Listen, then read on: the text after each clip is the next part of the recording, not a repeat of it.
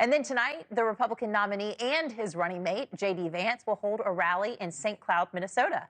Right now, we're going to bring in RNC Strategic Communications Director, Tommy Pigott. Tommy, thanks for joining us. Of course. Thanks for having me on. So he's got a lot of energy, two stops in one day in different states. Trump's going to be holding that rally in Minnesota, as we said. And the first poll that's coming out from that state since Vice President Kamala Harris taking the lead. Let's take a look at that. Taking the lead over former President Trump, 50 to 40% in that state.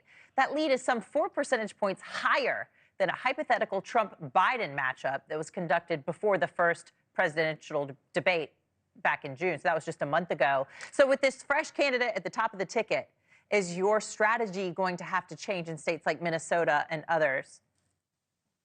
Well, first of all, I kind of dispute the notion she's a fresh candidate. And in a sense, she actually is Joe Biden 2.0. She owns all of Joe Biden's record, whether it's inflation being the deciding vote for the $1.9 trillion stimulus that sent inflation surging, whether or not she's the border czar, she owns Joe Biden's record. And I think ultimately that's the record she's going to have to defend. So fundamentally, this race for the presidency stays the same in the sense that it's the same exact failures that Kamala Harris has.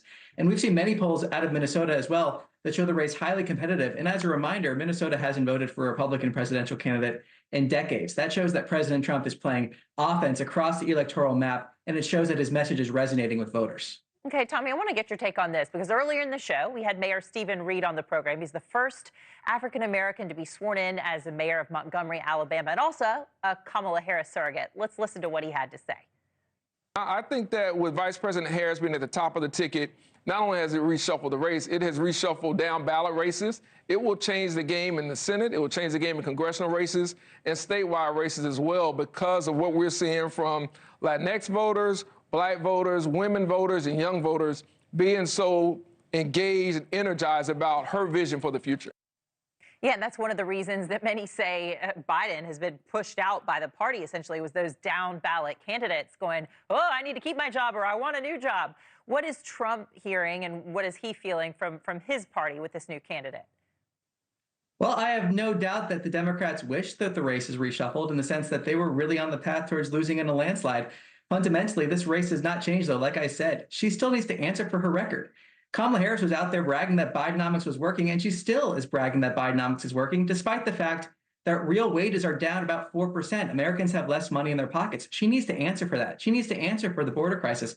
So I'm not surprised that Democrats are trying to insist that this race has changed because they know they can't defend their own policies. Their only hope is to insist that somehow she's a new figure, when in reality, she has been right there by Joe Biden the entire time as he has led to one crisis to another. And I think down ballot, we're going to see a lot of Democrats in states like Pennsylvania, for example, that are endorsing Kamala Harris. And Kamala Harris has come out repeatedly against fracking. She has a long record of a dangerously liberal record, and Democrats endorsing her are going to have to answer for that. Well, I spoke to some voters on the ground in my home state of North Carolina this week. Trump had the rally in Charlotte, and Democrats are spending time there as well. So it shows you both parties really see the swing state as still a toss-up. Let's listen to what some of the Democratic voters had to say, and I'll let you respond.